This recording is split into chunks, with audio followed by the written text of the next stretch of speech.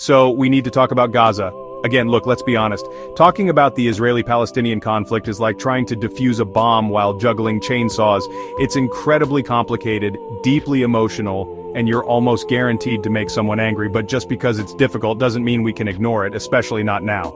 The recent war has had catastrophic effects, and they have fallen disproportionately on the Palestinian people. It's moved far beyond a conflict into a full-blown humanitarian disaster.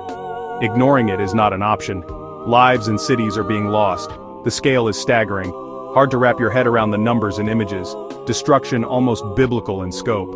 Not just a few damaged buildings, entire neighborhoods, entire city blocks, wastelands of twisted metal and pulverized concrete. For people there, this isn't a geopolitical story. It's the obliteration of their homes, their businesses, their schools, their entire sense of normalcy. To understand the destruction in Gaza, you have to look at the how. This wasn't just accidental damage from a few stray bombs. Reports from numerous international observers and humanitarian groups point to a pattern of deliberate and systematic targeting of civilian infrastructure. Residential towers, hospitals, schools, water treatment plants. When you bomb the places where people live, get medical care, and access clean water, you're not just fighting a military opponent. You are actively making an entire area uninhabitable. Think about the skyline of Gaza City. It was once defined by its high-rise buildings, places like the Al-Jalaa Tower, which housed media offices for organizations like the Associated Press and Al Jazeera, or the Al-Shuruq Tower, a commercial and residential hub.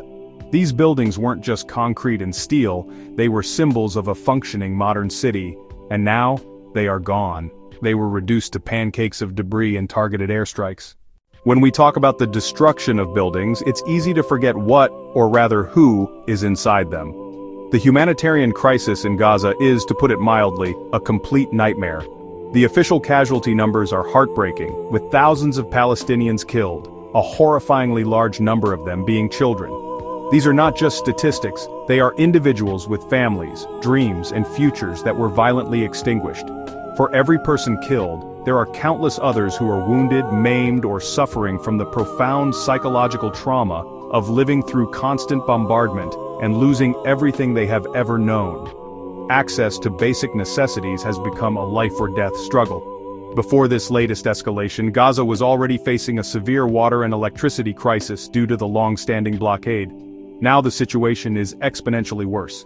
Damage to infrastructure has left the vast majority of the population without reliable access to clean water, forcing people to drink from contaminated sources and leading to a very real threat of widespread disease. Hospitals, overwhelmed with casualties and running low on fuel and medical supplies, have struggled to function, with some being directly hit by strikes. Amidst this chaos, there's a parallel battle, not with bombs, but with diplomacy, the quest for Palestinian statehood. Now, the idea of recognizing a state might sound like a boring diplomatic formality, but it's actually incredibly important. Statehood is the international community's way of saying, yes, you exist as a sovereign nation.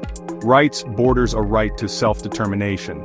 As of today, a significant majority, around 140 out of 193 UN members, already recognize the state of Palestine. This group includes most nations in Asia, Africa, South America, China, Russia.